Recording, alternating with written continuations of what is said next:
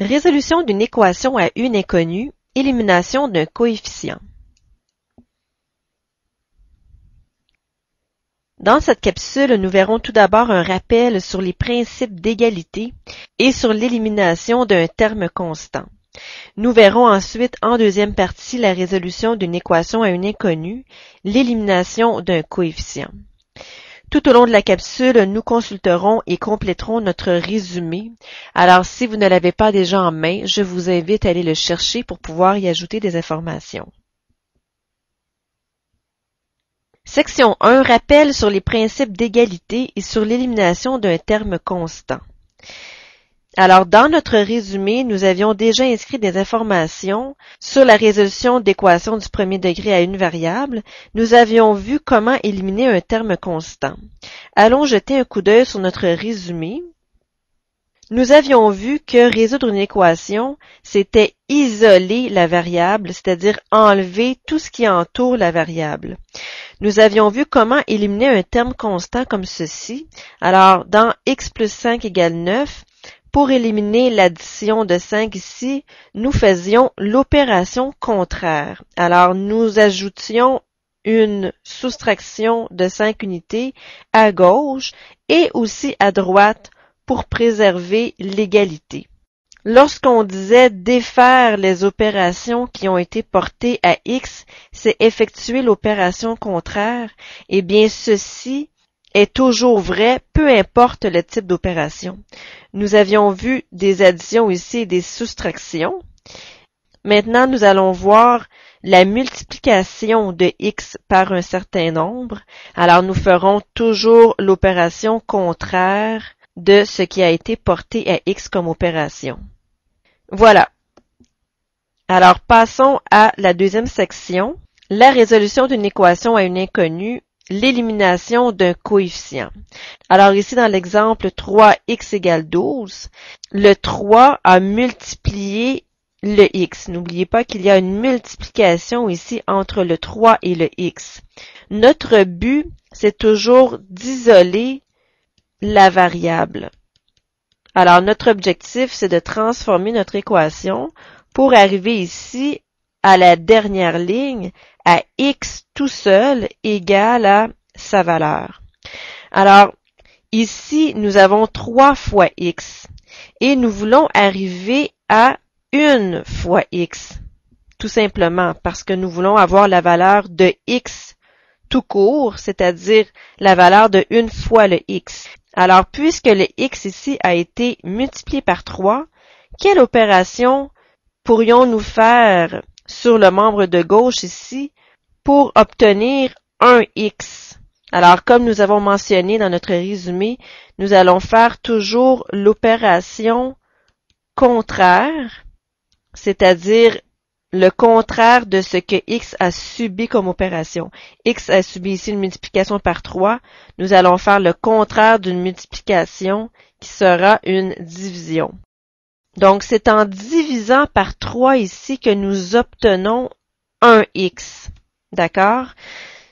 Parce que 3x divisé par 3, vous pouvez simplifier ici par 3. 3 divisé par 3 vous donne 1 et 3 divisé par 3 vous donne 1. Alors 3x sur 3 vous donne finalement 1x sur 1, donc 1x. Et c'est ce que nous voulons. Alors c'est en divisant par 3 qu'on va obtenir 1x. Et n'oubliez pas, si vous le faites du côté gauche, vous êtes obligé de le faire également du côté droit pour préserver l'égalité.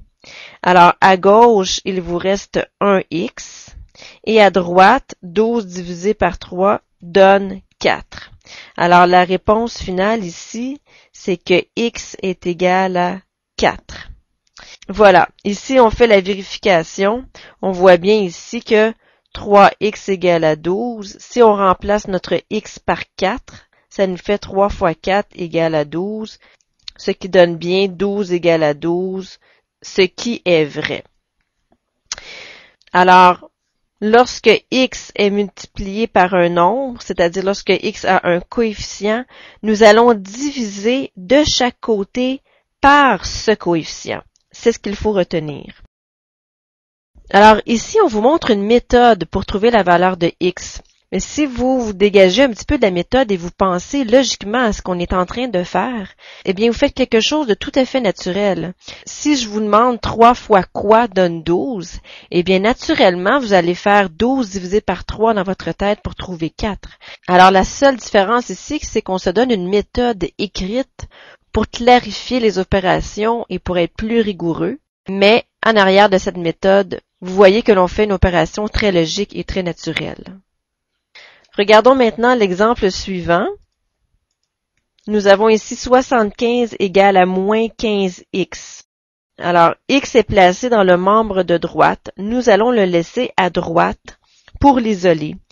X possède un coefficient ici. Nous voulons éliminer ce coefficient. Puisque un coefficient porte toujours une multiplication sur la variable, eh bien, on va diviser exactement par la valeur de ce coefficient. Alors, vous devez diviser ici par moins 15 pour obtenir un x. D'accord?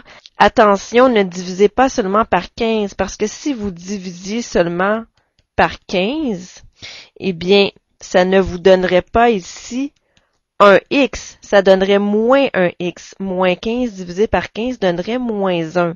Alors, vous n'auriez pas terminé ici l'étape d'isoler le x. Vous auriez encore un moins x. Nous, on cherche à obtenir la valeur de x et non pas moins x.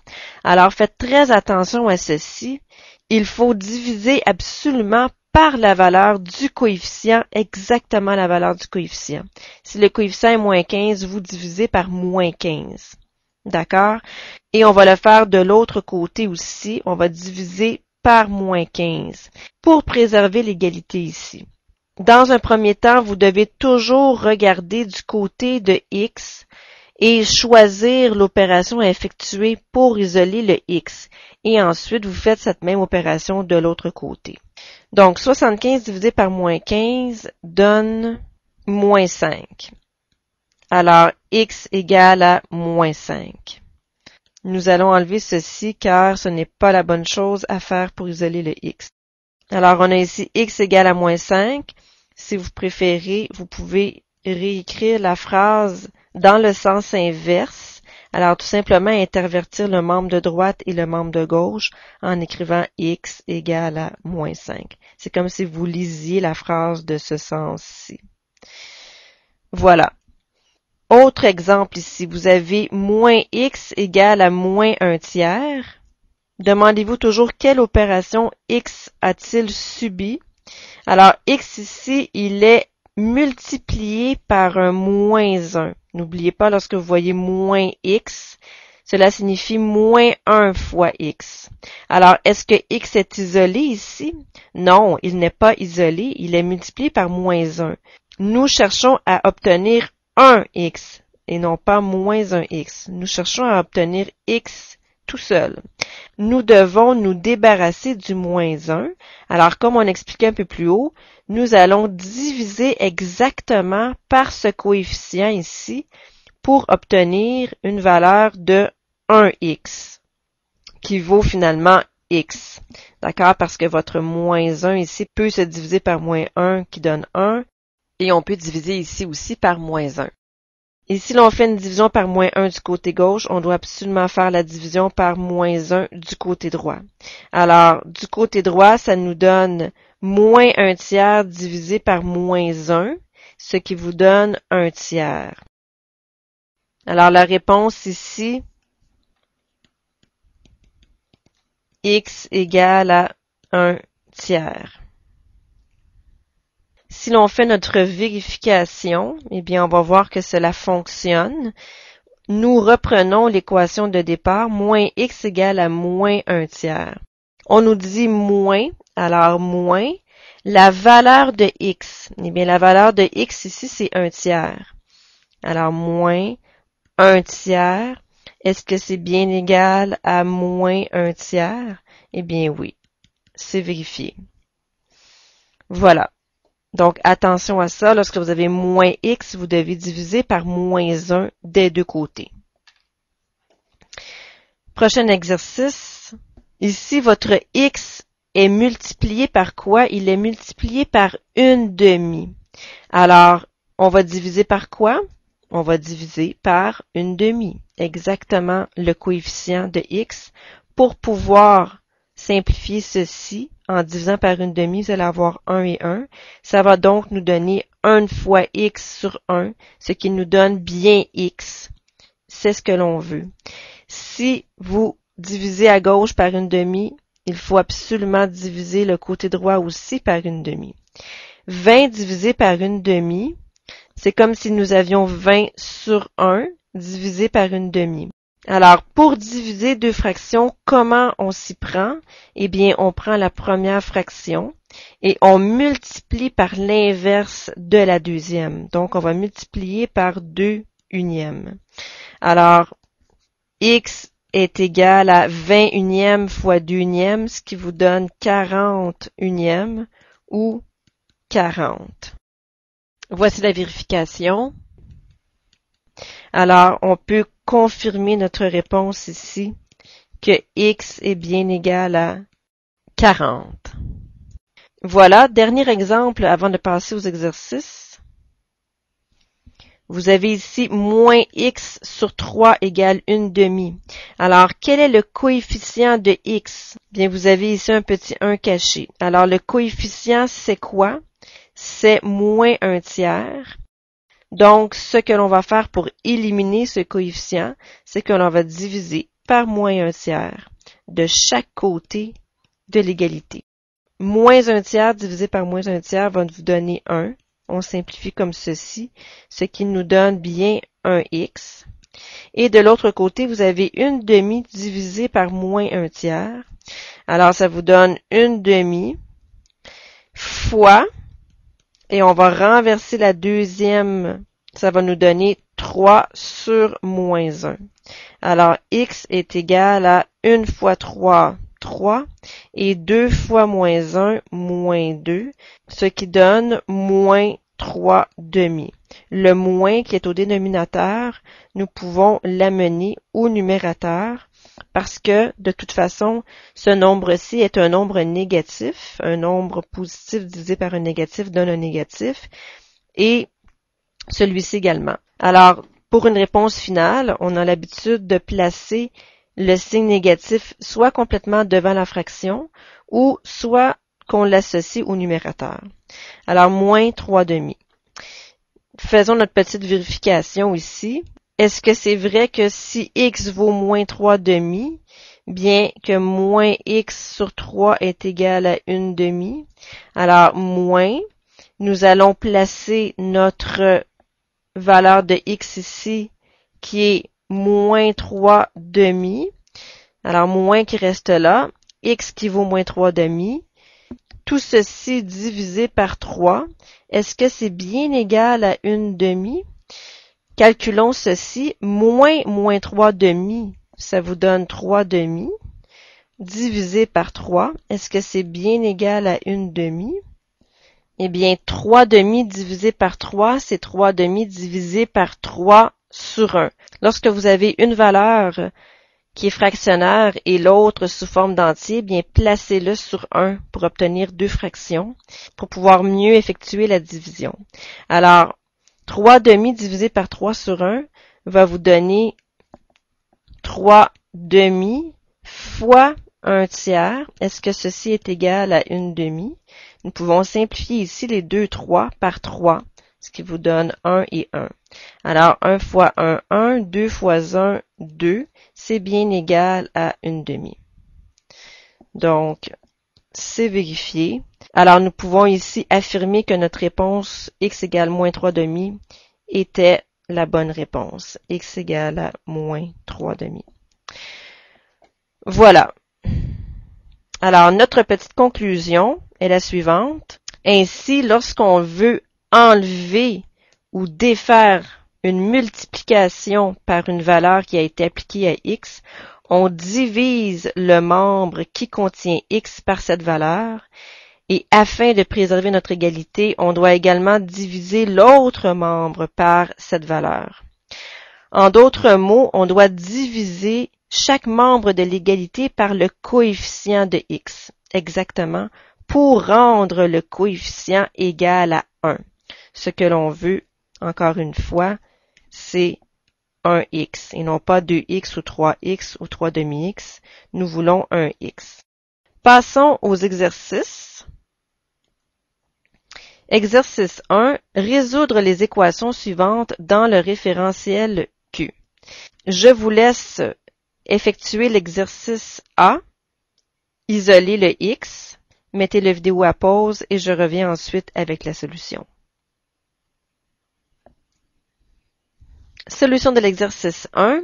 Le coefficient de x était 5. Vous deviez vous débarrasser du coefficient de x en divisant par 5 de chaque côté de l'égalité, ce qui vous donne comme réponse x égale à 12 cinquièmes. La vérification fonctionne très bien. Est-ce que c'est vrai que 5 fois 12 cinquièmes égale 12? Oui. On vérifie que notre réponse appartient bien au référentiel demandé.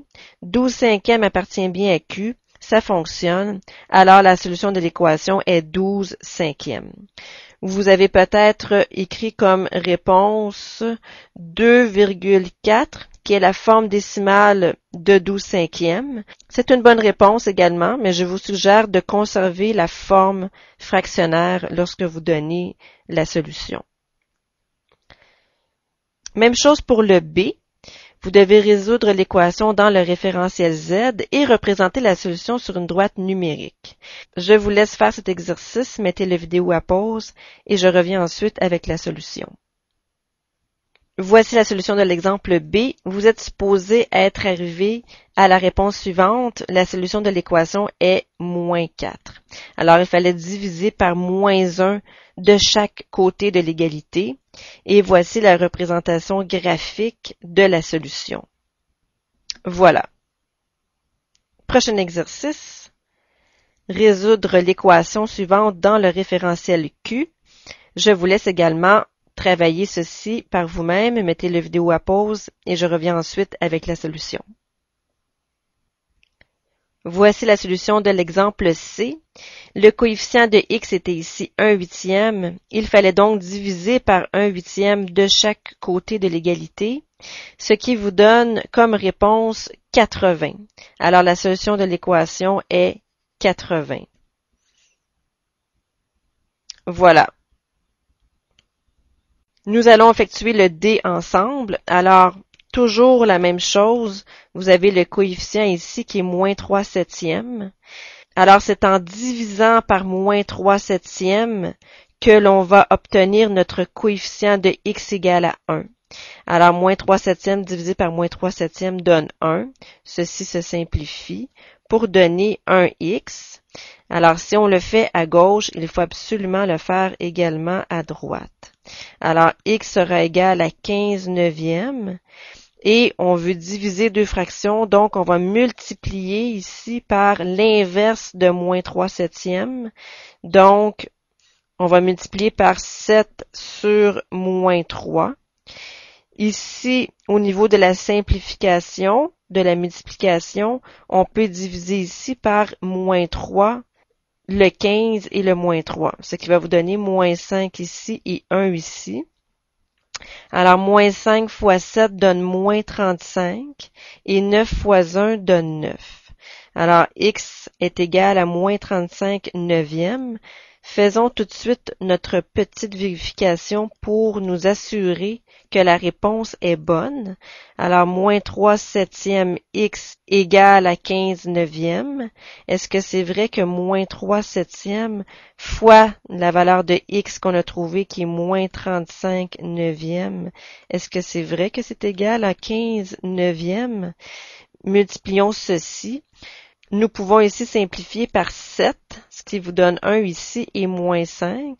Et nous pouvons également simplifier ici par moins 3, ce qui nous donne 1 et moins 3.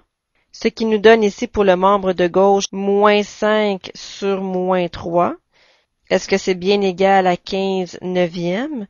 Moins 5 sur moins 3, c'est 5 tiers. Est-ce que c'est égal à 15 neuvièmes? Bien oui, parce que si l'on simplifie le 15 neuvièmes ici par 3, on obtient ici 5 tiers. Alors 5 tiers est égal à 5 tiers. C'est vérifié. Est-ce que notre moins 35 neuvième appartient bien au référentiel demandé? Oui, c'est bien un nombre rationnel. Alors, voici la solution. La solution de l'équation est moins 35 neuvième. J'aimerais ici attirer votre attention sur la division par une fraction. Alors, si vous remarquez, lorsqu'on divise par une fraction, on finit toujours finalement par multiplier par l'inverse de la fraction. C'est pour cette raison que vous pourrez voir dans certains manuels ou peut-être que certains enseignants vont plutôt vous proposer la méthode suivante, moins 3 septièmes x égale à 15 neuvième. Plutôt que de diviser par moins 3 septièmes, on va vous suggérer de multiplier tout de suite par l'inverse de la fraction. Alors, plutôt que de faire une division ici, on multiplierait ici de chaque côté par l'inverse de moins 3 septièmes, donc par 7 sur moins 3, et même chose ici, par 7 sur moins 3. Vous voyez, ça revient exactement au même parce que vous vous trouvez à faire quand même la multiplication par moins 7 tiers, comme ici. Alors, vous voyez ici, en simplifiant cette multiplication, les 2 moins 3 se divisent par moins 3 et les 2 7 se divisent par 7. On obtient bien ici un x. Alors, x. Et ici, on obtient notre moins 35 neuvième comme tout à l'heure. Alors, vous pouvez choisir soit de diviser par le coefficient toujours, ou bien de passer directement à la multiplication par l'inverse. Alors, vous pouvez prendre l'une ou l'autre des méthodes pour arriver à isoler le x. Voilà. Et le dernier exercice, je vous laisse isoler le x ici et je reviens ensuite avec la solution. Solution de l'exemple 1e. Alors ici, le coefficient de x était moins 13 tiers. Alors j'ai appliqué la méthode de la multiplication par l'inverse du coefficient ici. On multiplie par 3 sur moins 13 de chaque côté de l'égalité, ce qui nous donne ici 1x, en simplifiant ici les 3 et les moins 13, ce qui vous donne à droite 360 treizième. Alors, la vérification est ici et elle fonctionne. 360 treizième, ça appartient bien au référentiel Q. Donc, la solution de l'équation est 360 treizième. Si vous avez divisé par moins 13 treizième de chaque côté, ça revient exactement au même parce que à l'étape suivante, vous avez multiplié ici par l'inverse, qui est 3 sur moins 13. Voilà. Ceci complète les exercices. Nous allons ajouter un petit exemple dans notre résumé. Alors, nous avions la dernière fois ajouté des exemples d'élimination du terme constant. Puisque les instructions sont toujours les mêmes, qui est d'effectuer l'opération contraire ici, bien, on peut s'écrire un petit exemple d'élimination du coefficient. Par exemple, moins 5x est égal à 15. Bien, c'est en divisant ici par le coefficient de x qu'on arrive à isoler le x ici. X est égal à moins 3. Donc, vous pouvez surligner ici la division aussi par le coefficient et vous mettre une petite note ici. Divisé par le coefficient de x.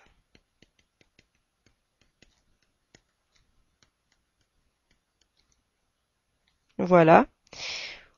Et peut-être un deuxième petit exemple avec une fraction. 2x sur 3 est égal à 20 cinquièmes, par exemple. C'est en divisant par 2 tiers que l'on va isoler le x ici.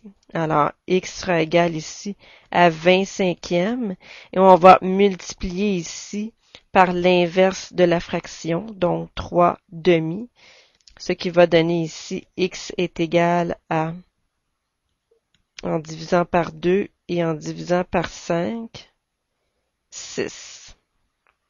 Voilà. Alors, vous pouvez mettre en évidence la division ici par le 2/3 qui est exactement le coefficient de x pour obtenir un seul x.